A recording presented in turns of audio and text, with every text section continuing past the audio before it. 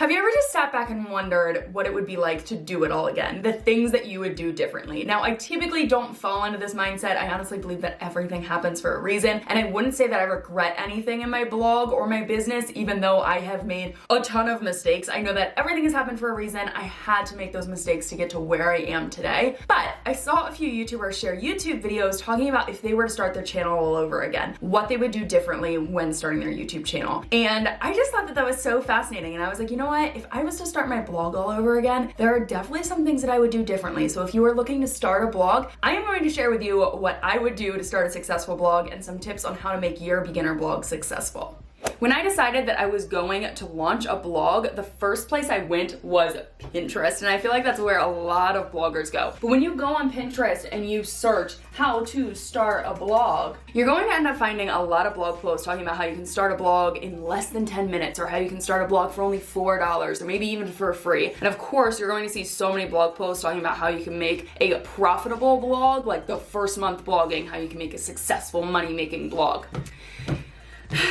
Here's the truth about most of those blog posts. When you see the ones that say how to start a blog for free, they're recommending that you use Wix or some other free platform, and I would never, ever recommend that you guys get started on those platforms, because it's going to be a heck of a lot harder to transfer to a better platform when you are ready to really start growing your blog. So if you are serious about blogging, you need to invest in it at the very beginning. And when you see those blog posts talking about how you can start a blog for like $4, they're typically talking about Bluehost, because they often have deals going on where you can start a blog for $4 a month if you pay for like 36 months. So you are paying for so much, and you are spending so much more than those $4 than they originally tell you. So if you are serious about starting your blog, here are the platforms that I would recommend to you guys. The first thing you need to figure out is what website platform you need to use. And by that, I mean kind of the builder of your platform. I personally use WordPress.org. And yes, there is a difference between WordPress.com and WordPress.org. WordPress.org is a self-hosted version of WordPress where you go to a different hosting server, okay? And we'll talk about that in a bit. But with WordPress.com, it is the website developer as well as the hosting server. And I wouldn't recommend that to you guys because you don't have nearly as many features as WordPress.org.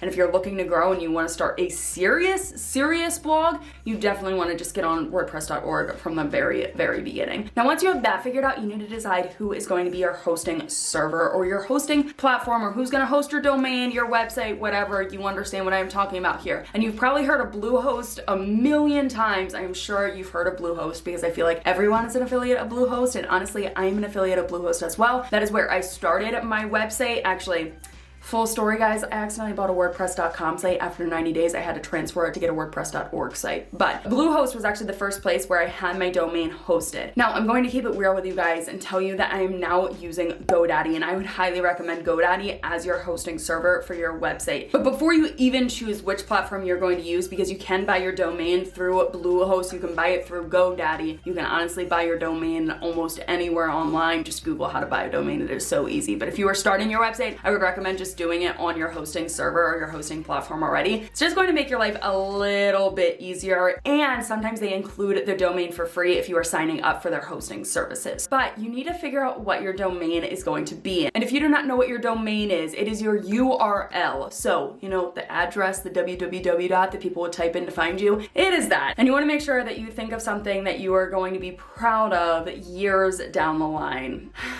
I knew SEO going into my blog. I was working in the digital marketing industry, and I knew that I wanted to have one of my main pieces, like one of the things that I specialized in, I wanted to have it in my URL, in my title, and that was content. The beginning, I started my blog. I really wanted to focus on helping others create better content, SEO-friendly content on their blogs, writing amazing blog posts. That was really my goal. So I was like, if I have content in the name of my blog, it's going to help me perform better on Google. So I ended up coming with the content bug, and there's a little bit more of a story there, but the content bug is honestly not something that I think I'm going to be proud of years down the line. Honestly, even now, when people ask me what my business is called and I say the content bug, I cringe a little because I'm like, why did I not come up with a better name?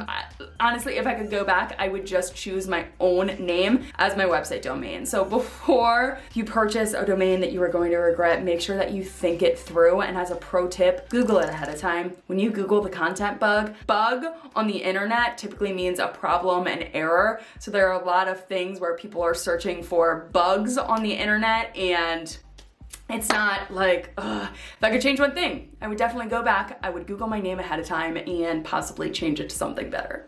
If you're anything like me, you probably don't want to invest too much money in your blog before you know where it's going, because when you buy your first domain, it costs a couple $100s, and it might be a little bit of shell shock, especially if you've seen those Pinterest blog posts talking about how you can start a website for $4. It's just not the reality of it. So after spending that much money just getting your website, you probably don't want to spend more money. But one thing I would definitely do, if I could go back again, I would hire a website designer. And I know that it's probably crazy, but I ended up spending 3 months trying to figure out how to design my website, and I made a ton of mistakes. So many mistakes. I built up my CSS to the point where my website was taking over 10 seconds to load. 10 seconds. So I just, I've also crashed my website twice, so that's probably another factor that goes into hiring a website designer.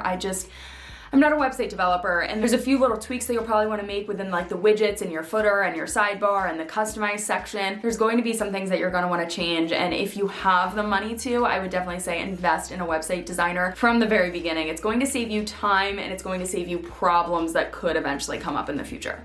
But once all the logistics is out of the way, you have the websites designed, whatever, it's time to really actually create your blog and figure out what your branding is, what your mission is, what you're going to use that blog for, what you're honestly going to talk about on your blog, because just starting a website, that's great. Like, it's a great first step. But if you do not have a mission statement, if you do not have a why that is driving you forward, you're going to get a little lost, especially in the next few months. You're going to hit the 3-month mark and you're going to be like, what the heck am I doing? What content am I supposed to create? I have absolutely no idea. For me, my why is, well, of course I want to help you guys follow your passion and grow your audience online, but it's really about you guys accepting yourself and creating a life that you love. And that is the underlying message to every single piece of content I create, and that's just the driving force that keeps me going, especially on my toughest days. But really, when you think about the success of your blog, it all comes down to the content that you create. And if you are not creating amazing content that people want to see, your blog isn't going to be successful. So from the very beginning, you need to make sure that you've got your content calendar all laid out for you. When you launch your blog, have at least 5 blog posts, maybe 10 blog posts on your blog so that you can start promoting them. And that way people aren't landing on your website and there's nothing there, they have nothing to do, and then they're just gonna forget about you. So when you go through your whole launch, you wanna make sure that there's something there for them to look at. But I swear by my content calendar, I honestly do. I break it out typically in quarters, and it holds me accountable, and it makes sure that I am consistent with creating my content. Now, all that information is great, but you clicked on this video because you want to learn how to start a successful blog. So I've got some extra tips that I want to share with you that's going to help to make you a success as a beginner. The first thing you need to do is figure out your voice and what makes you unique. It is absolutely no surprise that there are so many bloggers, YouTubers, influencers, content creators, just people online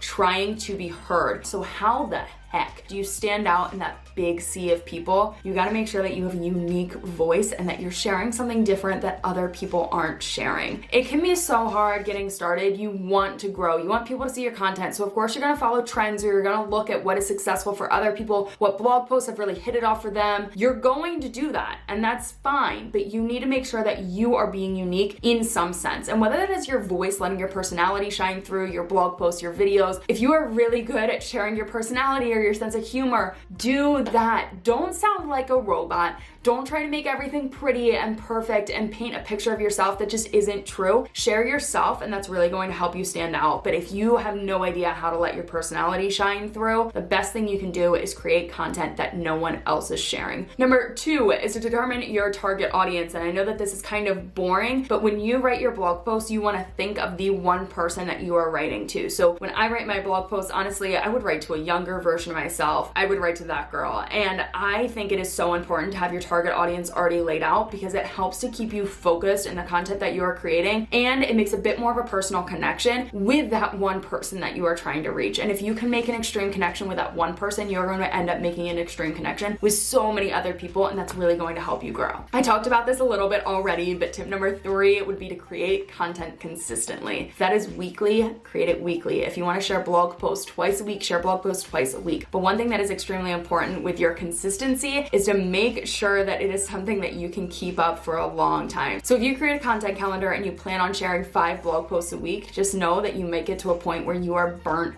out. So when you create a schedule, make sure that it is something that you can actually hold yourself to, something that you can stick to for the long haul. I'm talking years down the line. And then the very last thing, I'm gonna say this time and time again until I can drill it into your beautiful little head, and that is to never, ever, ever, ever give up. I have seen so many bloggers start their blog and give up within months.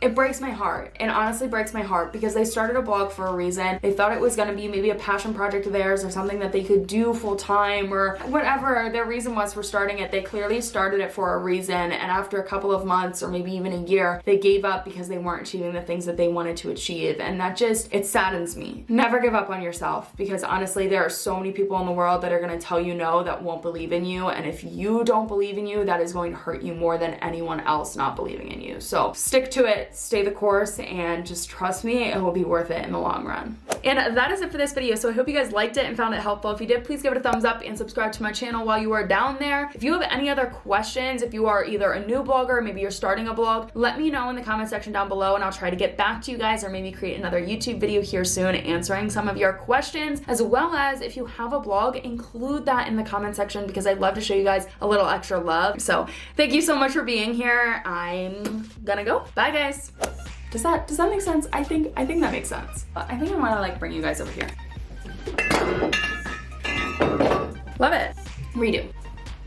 Oh, is this recording?